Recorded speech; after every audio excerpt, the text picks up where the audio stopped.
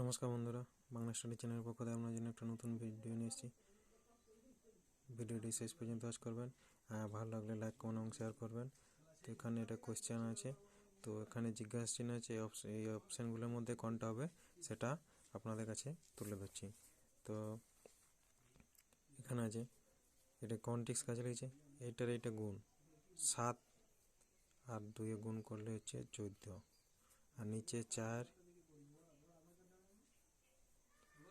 8, 14 8 22, তাহলে এটা 12 গণিত 1 12, 3 গণিত 4 12, 12 12 24, উপরে দুটো গুণ নিচে দুটো গুণ দিয়ে যোগ, তাহলে এটা 16, 1 গণিত 16 16, 5 গণিত 2 10, 16 10 26। তাহলে জিজ্ঞাসা চিহ্ন করে আমার অপশান সি হবে রাইট অ্যান্সার।